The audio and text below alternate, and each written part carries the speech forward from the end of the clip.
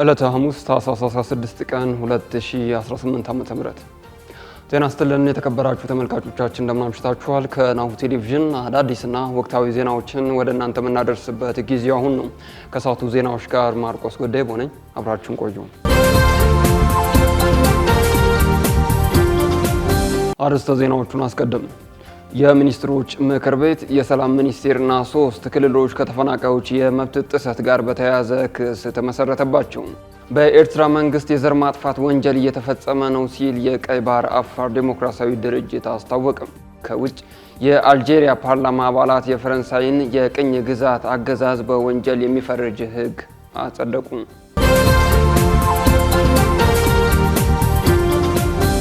ወደ ዝርዝሮቹ አለፍን። በቅድሚያ የሚኒስትሮች ምክር ቤት የሰላም ሚኒስቴርና 3 ክልሎች ከተፈናቃዮች የመብት ጥሰት ጋር በተያያዘ ክስ ተመሰረተባቸው። ቅድሚያ ለሰብአዊ መብቶች ኢትዮጵያ የተሰኘ ድርጅት ዓለም አቀፋዊና ህገ መንግስታዊ ግዴታዎችንና ኃላፊነታቸውን ባለመወጣት በተፈናቃዮች ላይ የሰብአዊ መብት ጥሰቶች እንዲደርሱ አድርገዋል ያላቸውን የሚኒስትሮች ምክር ቤት የሰላም ሚኒስቴርና 3 ክልሎችን በፍርድ ቤት ከሷል። ፍርድ ቤቱም ጉዳዩን ለመመልከት ለነገ አርብ ታኅሳስ 17 ቀን 2018 ዓ.ም ቀጠሮ መስጠቱ ታውቋል። ሀገር በቀል የሰብአዊ መብት ተሟጋቹ ድርጅት የክስ ማመልከቻውን ለፌዴራል ከፍተኛ ፍርድ ቤት መሰረታዊ የሰብአዊ መብቶች ጥበቃ ችሎት ያስገባው ባለፈው ጥቅምት 25 ቀን 2018 ዓ.ም ነው። በዳኞች በተሰጠው ትዕዛዝ መሰረት የክስ መዝገቡ እንዲከፈት የተደረገው ህዳር 5 ቀን 2018 ዓ.ም ቢሆንም ችሎቱ የክስ መዝገቡን ለመመልከት ቀጠሮ የሰጠው ለታኅሳስ 10 ቀን 2018 ዓ.ም ነበር። ሆኖም በዕለቱ ዳኞች ባለመሟላታቸው ምክንያት ችሎቱ መዝገቡን ለመመልከት የሰጠውን ቀጠሮ በአንድ ሳምንት አራዝሞታል። ድርጅቱ ክሱን ያቀረበው በሀገሪቱ የተለያዩ ክልሎች ውስጥ ለተፈናቀሉ የሀገር ውስጥ ተፈናቃይ ዜጎች ጥቅም መሆኑን በክስ ማመልከቻው ላይ ገልጿል። የሰብአዊ መብት ተሟጋቹ ድርጅት ከአፋር፣ ትግራይ፣ አማራና ኦሮሚያ ክልሎች ከቀያቸው የተፈናቀሉ ነዋሪዎች ላይ ደርሷል ያለውን የሰብአዊ መብት ጥሰት በክስ ማመልከቻው በዝርዝር አስፍሯል።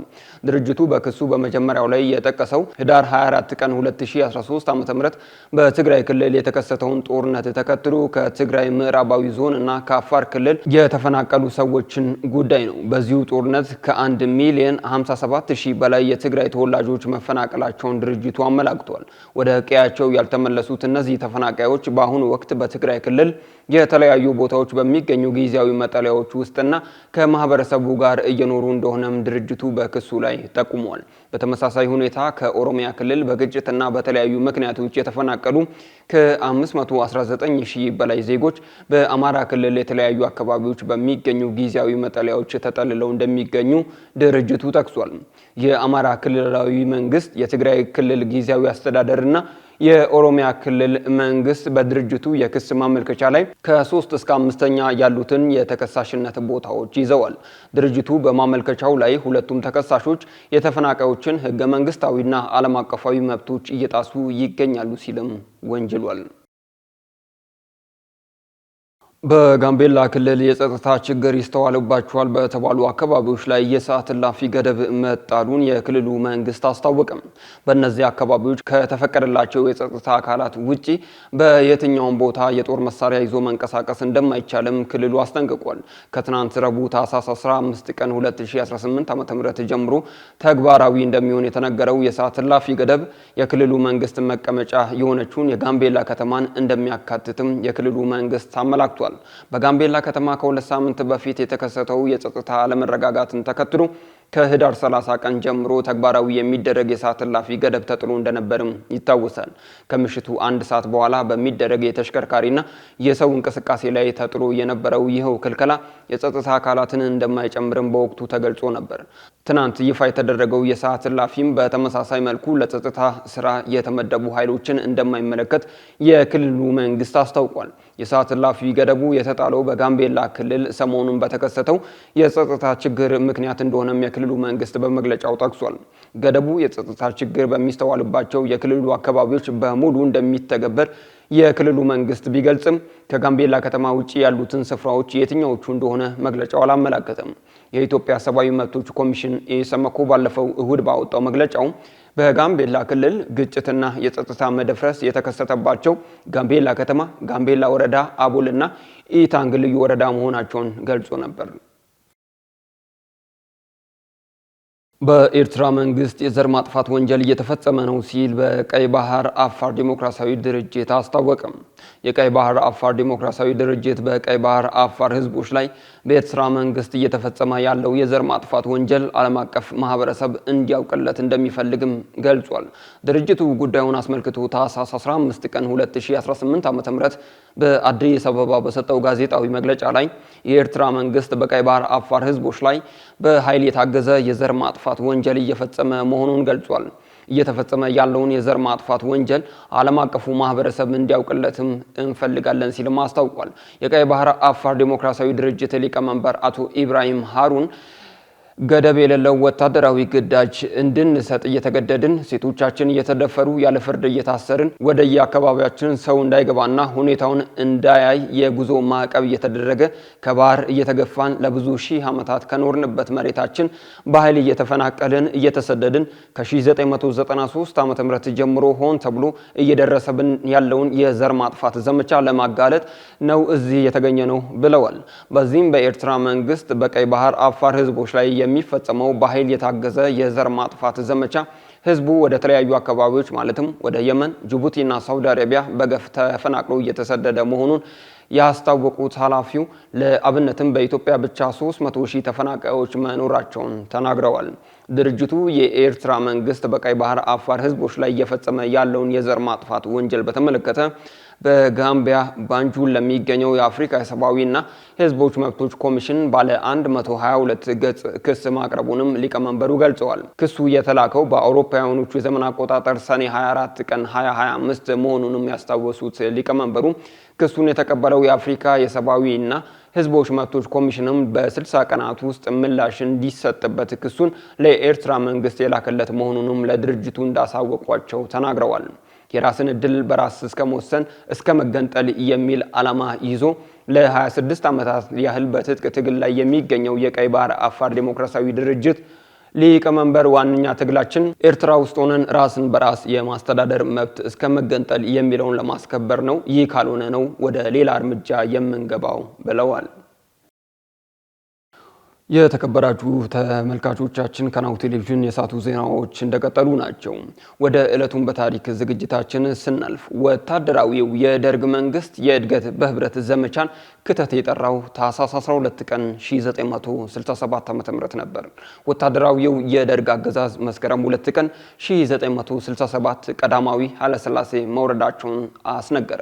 በታህሳስ 11 ቀን 1967 ዓ.ም ሶሻሊዝም ወይንም የህብረተሰባዊነት ርዕዮተ ዓለምን ባሳወጀ ማግስት በተለምዶ እድገት በህብረት በሚባል የሚታወቀውን የእድገት በህብረት የእውቀትና የሥራ ዘመቻ ክተት ታህሳስ 12 ቀን 1967 ዓ.ም ታውጇል። ባልደረባችን ሰናይት ንጉሴ ይህንኑ ዘመቻ እንደሚከተለው አዘጋጅተዋለች። ወታደራዊ የደርግ አገዛዝ መስከረም 2 ቀን 1967 ዓ.ም ቀዳማዊ ኃይለ ሥላሴ መውረዳቸውን አስነገረ። በታህሳስ 11 ቀን 1967 ዓ.ም የሶሻሊዝም ወይንም የህብረተሰባዊነት ርዕዮተ ዓለምን ባወጀ ማግስት በተለምዶ እድገት በህብረት በመባል የሚታወቀው የእድገት በህብረት የእውቀትና የሥራ ዘመቻ ክተት ታህሳስ 12 ቀን 1967 ዓ.ም ታወጀ። ዩኒቨርሲቲ ተማሪዎች ወደ ገጠር ዘምተን እናስተምር፣ እንቀስቅስ፣ እናደራጅ በሚል ባነሱት ጥያቄ መነሻነት የታንዛኒያና የናይጄሪያ ተማሪዎች ወደ ገጠር ዘምተው ገበሬውን ማደራጀታቸውን ተሞክሮ ተወስዶ የእድገትና በህብረት የእውቀትና የሥራ ዘመቻ 1966 ዓ.ም ክረምት ላይ ተጸነሰ። ከዚያም ዘመቻው እንዴት እንደሚካሄድ፣ ምን አይነት ድርጅታዊ መዋቅር እንደሚኖረውና በዘመቻው ምን ያክል የሰው ኃይል እንደሚሳተፍ በማጥናት የዘማቾቹን ተግባርና ኃላፊነት የሚጠቁም ኮሚቴ በመስከረም አጋማሽ 1967 ዓ.ም ተቋቋመ። ጥናቱም በአጭር ጊዜ ውስጥ ተጠናቆ ጥቅምት 16 ቀን 1967 ዓ.ም የእድገት በህብረት የእውቀትና የሥራ ዘመቻ ጠቅላይ መምሪያ ተቋቁሞ ስራውን ጀመረ። የኢህአፓን የትጥቅ ትግል የሚያደርጉ ኃይሎችን የሚደግፉ ወጣቶች ደርግ እኛን ገጠር ልኮ ራሱን በከተማ ላይ ያጠናክር ነው በማለት ዘመቻውን ተቃወሙ። ሌሎች ደግሞ ከህዝባችን መሃል ገብተን ፊደል ማስቆጠር አለብን በማለት ዘመቻቸውን ደገፉ። የእድገት በህብረት የእውቀትና የሥራ ዘመቻ እነማን እንደሚያካሂዱ የሚያካትት ዓላማና ግቡን በተመለከተ አዋጁ በታህሳስ 11 ቀን 1967 ዓ.ም ለህዝብ ይፋ ሆነ። ታህሳስ 12 ቀን 1967 ዓ.ም የአዲስ አበባ ዩኒቨርሲቲና የአዲስ አበባ ከፍተኛ ትምህርት ተቋማት ተማሪዎች ከጠቅላይ ግዛቱ ከተወከሉ ተማሪዎች ጋር በጃን ሜዳ የደርግ ከፍተኛ ባለስልጣናት በተገኙበት በደማቁ ሰልፍ አደረጉ። ፍቅረ ስላሴ የሰልፉን ሁኔታ ሲገልጹ መለያቸውን በማውለብለብ በሆታና በጭፈራ ቪቫ መንግስቱ እያሉ ሲቃ የተናነቃቸው በመጮህ አለፉ። አንዳንዶቹ የመንግስቱን እጅ ለመጨበጥም ወደ ትሪቡኑ እየመጡ ነበር ይላሉ። ገስት ጫኔም ነበር በተሰኘውና ከዘነበ ፈለቀ ብለው ባሳተሙት መጽሐፋቸው የክተት በዓሉን ድባብ እንደገለጹት ታህሳስ 12 ቀን 1967 ዓ.ም የእድገት በህብረት የእውቀትና የስራ ዘመቻ የክተት በዓል በመላ ሀገሪቱ ተከበረ። ለዘመቻው የተዘጋጁ 60 ሺህ ተማሪዎች የወከሉ የአዲስ አበባ ዘማቾች በዓሉን ለማክበር በጃን ሜዳ ተሰለፉ። ሰልፉን ለመጎብኘትና በዓሉን በጋራ ለማክበር ብርጋዴር ጄኔራል ተፈሪ ባንቲና ሻለቃ መንግስቱ ኃይለማርያምም በስፍራው ተገኝተው ነበር።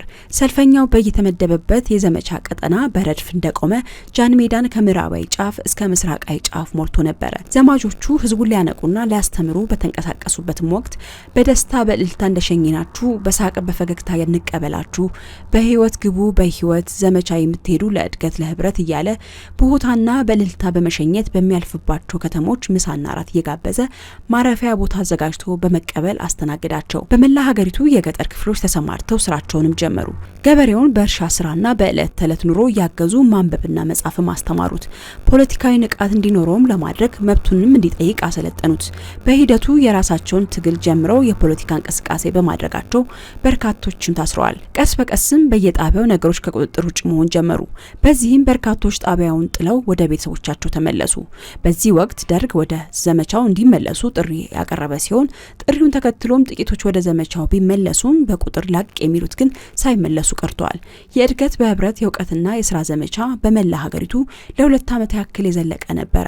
ዘመቻው ከተጀመረ ከአንድ ዓመት በኋላ ይፋ በሆነው መግለጫ 5,537,000 ገበሬዎች በ19,341 ማህበራት መደራጀታቸውን 63,500 የፍርድ ሸንጎዎች እና 55,000 የመከላከያ ኮሚቴ መቋቋማቸውን ተገልጿል። በመሰረተ ልማት በኩልም 264 ክሊኒኮች፣ 158 ትምህርት ቤቶች መገንባታቸውን፣ 750 የጤና ረዳቶች መሰልጠናቸውን፣ 500,000 የቀንድ ከብቶች መከተባቸውን ተገልጿል። በዘመቻው 116 ዘማቾች በተፈጥሮና ሰው ሰራሽ ምክንያቶች መስዋዕት መሆናቸውን ይፋ ተደርጓል። ካሽጎ በየትኛውም ዓለም ሆነው በማንኛውም ሰዓት ለወገኑ የሚደርሱበት ፈጣን የገንዘብ መላኪያ ተከፈተሎ። ማስተርና ቪዛ ካርዶን በመጠቀም ከ5 እስከ 20 ዶላር የሚልኩበት አዲስ የገንዘብ መላኪያ መንገድ። ካሽጎን ለየት የሚያደርገው የትኛውም የገንዘብ ዝውውር በፍጥነት አገልግሎት ከመስጠቱም ባሻገር ለማንኛውም አገልግሎት ምንም አይነት ክፍያ አለመጠየቁ ነው። በሀገራችን ታሪክ ገንዘብን ከውጪ ወደ ሀገር ቤት በማስተላለፍ በመተግበሪያ መልክ አገልግሎት መስጠት የጀመረው የመጀመሪያው ሀገር በቀል የገንዘብ መላኪያ ዘዴ ካሽጎ ከ4500 በላይ ባሉ የባንክ ቅርንጫፎች አገልግሎት እየሰጠ ይገኛል። ገንዘቦን በሰኮንዶች ልዩነት ውስጥ ይፈልጉ በአካውንቶ ወይንም በእጆ ቆጥረው የሚወስዱበት ልዩ ዘዴ። በቅርቡ ሁሉንም ኢትዮጵያዊ ባለቤት ለማድረግ ጉዞ የጀመረው ካሽጎ ዛሬውኑ መተግበሪያውን በስልኮ ላይ በመጫን የአገልግሎቱ ተጠቃሚ ሆኑ። ፍጥነት መለያችን፣ ኢትዮጵያን መክፈቻችን፣ ካሽጎ ነው መላኪያችን። ካሽጎ የአዲሱ ትውልድ ብራንድ። እነሆ የምስራች! የ10 አየር መንገድ የበረራ ትኬት ለውድ ደንበኞቹ በተቀላጠፈና አስተማማኝ በሆነ መንገድ እያቀረበ ያለው። በዚህም በደንበኞቹ የተመሰገነው ጉዞጎ አሁን ደግሞ ተደራሽነቱን በማስፋት ተጨማሪ ባንኮችን በማካተት ለውድ ደንበኞቹ የበለጠ አስተማማኝ ለመሆን ችሏል። የጉዞጎን አፕሊኬሽን ከአፕ ስቶር ወይም ከፕሌይ ስቶር በማውረድ የመነሻና የመድረሻ ከተማዎትን መርጠው ዋጋ አወዳድረው የሀገር ውስጥም ሆነ ዓለም አቀፍ በረራ ማድረግ ካሰቡ የበረራ ትኬቶን ክፍያ በአቅራቢያው በሚገኙ ባንኮች አንድም በአካል በመሄድ ወይም በኦንላይን የክፍያ አማራጮች ክፍያዎትን በመፈጸም የበረራ ትኬቶን በእጅ ያስገቡ። ከዚህም በተጨማሪ እንደ ሁሉ ጊዜው ወደ ጉዞጎ የጥሪ ማዕከላችን 7473 በመደወል ከሙሉ የበረራ መረጃ ጋር የ24 ሰዓት የትኬት አገልግሎት ማግኘት እንደሚችሉ ስናበስሮ በታላቅ ደስታ ነው። ለበረራዎ ጉዞጎ።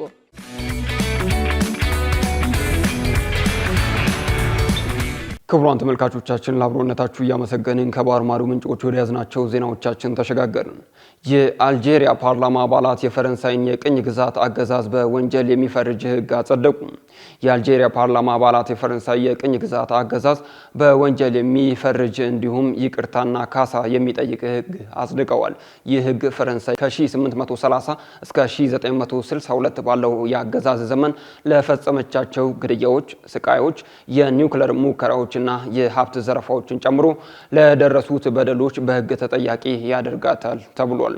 ይህ እርምጃ ከፈረንሳይ ጋር ያለው ግንኙነት ውጥረት ውስጥ በገባበት ወቅት የተወሰደ ሲሆን ከፍተኛ ፖለቲካዊ ፋይዳ አለው ነው የተባለው። አልጄሪያ ለነጻነት በተደረገው ጦርነት ወቅት 1.5 ሚሊዮን ሰዎች መሞታቸውን ስትገልጽ፣ ፈረንሳውያን የታሪክ ተመራማሪዎች ግን የሟቾቹ ቁጥር 500,000 አካባቢ እንደሚሆን ይገምታሉ። ፈረንሳይም በአልጄሪያ ለነበረችው የቅኝ ግዛት ታሪክ እስካሁን ድረስ በይፋ ይቅርታ ጠይቃ አታውቅም መባሉ ተዘግቧል። በመጨረሻም ቤልጂየም ዓለም አቀፉ ፍርድ ቤት በእስራኤል ላይ ያቀረበውን የዘር ማጥፋት ወንጀል ክስ በይፋ መቀላቀሏ ተገለጸ። ቤልጂየም እስራኤል በጋዛ ሰርጥ የዘር ማጥፋት ወንጀል እየፈጸመች ነው በሚል በደቡብ አፍሪካ በዓለም አቀፉ ፍርድ ቤት ICJ የጀመረውን ክስ በይፋ ተቀላቅላለች ተብሏል። ዓለም አቀፉ ፍርድ ቤት ማክሰኞ በሰጠው መግለጫ በሄግ ላይ የተመሰረተው የተባበሩት መንግስታት ከፍተኛ ፍርድ ቤት ቤልጂየም በጉዳዩ ላይ የጣልቃ ገብነት መግለጫ አቅርባለች ብሏል። በተመሳሳይ ብራዚል፣ ኮሎምቢያ፣ አየርላንድ፣ ሜክሲኮ፣ ስፔን እና ተርኪን ጨምሮ ሌሎች ሀገራት የክስ ሂደቱን ተቀላቅለዋል ነው የተባለው። ደቡብ አፍሪካ ይህንኑ ጉዳይ በታህሳስ 2023 ለዓለም አቀፉ ፍርድ ቤት ማቅረቧን ዘገባው አስታውሷል። እስራኤል በጋዛ ጦርነት የቀረበባትን ክስ የ1948 የተባበሩት መንግስታት የዘር ማጥፋት ወንጀል መከላከልና ቅጣትን የሚጥስ ነው በማለት ተከራክራለች። በዚህም እስራኤል ክሱን በተደጋጋሚ ውድቅ ስታደርግ መቆየቷን ቢቢሲ ዘግቧል። የዚህ ክስ የመጨረሻው ውሳኔ ዓመታትን ሊወስድ ይችላል የተባለ ሲሆን ICJ እንደ አውሮፓውያኖቹ ዘመን አቆጣጠር በጥር 2024 እስራኤል በጋዛ የዘር ማጥፋት ድርጊቶችን ለመከላከል እርምጃዎችን እንድትወስድና ሰብአዊ እርዳታ ያለምንም እንቅፋት እንድታደርስ ትዕዛዝ መስጠቱ ይታወሳል። ይህ በእንዲህ እንዳለ እስራኤል ዓለም አቀፍ ትችቶች እየበዙባት ቢሆንም በርካታ የፍልስጤም ግዛትን ለመያዝ እቅዷን እየገፋች እንዲሁም በጋዛና በያዘቻቸው ዌስት ባንክ ጥቃት ማድረሷን አጠናክራ ቀጥላበታለች። እንዲሁም በአሁኑ ወቅት ዩናይትድ ስቴትስን ጨምሮ በርካታ የአውሮፓ ሀገሮቿ ለእስራኤል ወታደራዊና የገንዘብ ድጋፍ ማድረጋቸውን ቀጥለዋል ነው የተባለው። ዱብ ዱብ ከአሸዋማው ሜዳ ላይ ባዶ እግር ከአሸዋ ይወዳጃል። እዚህ ስፍራ ከአልጋው ላይ ገደም፣ ከኳሱ ጋር ትግል፣ ከዥዋዥዌው ጋር ጩኸት፣ ጀልባ ይጎተታል። ቤተሰብ ታንኳ ይዞ ወደዛ ይከንፋል። እናቶች ይደመማሉ። የፈራው ይመለሳል። አንዳንዱ ለነፍሱ ሕይወት አድን ቦርሳ ያነግታል። የሕፃናቱ ዋና፣ የወጣቶቹ ትዕይንት፣ ድብርት ለሳቅ ቦታውን የሚለቅበት ስፍራ፣ የማታው ካምፋየር፣ የፍየሉ ጥብስስ፣ ጭፈራው ሲደራ ማዶ አሻግረው አማትሮ ቢያዩት የማይጨርሱት ሐይቅ፣ ዋኝቶ የማያቋርጡት፣ ለጀልባ ካፒቴን የማይፈልጉበት፣ እጅን በአፍ የሚያስጭን ልዩ ተፈጥሮ፣ ፀሐይ ስትወጣና ስትጠልቅ ከውሃ ጋር ተጣምራ የማያቋርጥ ትርኢት የምታሳይበት ውብ ስፍራ፣ ምሽት ከስር በእሳት ከላይ በጨረቃ ልዩ ትዝታን የሚጥል ከዛፍ መሃል ፀሐይ፣ የምሽት ጨረቃ፣ አዋፋትና አበባ፣ ሌላ ድምቀት፣ ሌላ ዓለም። ሰማይ እንደ እስስት መልኩን የሚቀያየርበት የላንጋኖ ሰማይ ብዙዎች በብዙ ያዜሙለት። ያኔዎቹ ቀጠሯቸውን በላንጋኖ አድርገህ ግባ ሻሸመኔ ተባብለው ተቀጣጥረውበታል። የስፍራውን ብርቅ መሆን ሲገልጹ ላንጋኖ ሄጄ ብለው አዜመውለታል።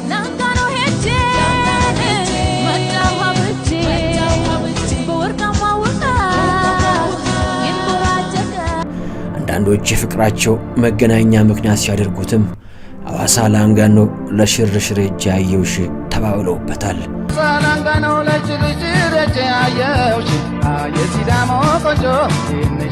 ይህ በወርቃማው የላንጋኖ ሐይቅ ላይ ተንጣልለው የነጩ ቤተ መንግሥት ውስጥ ትዕይንት ነው።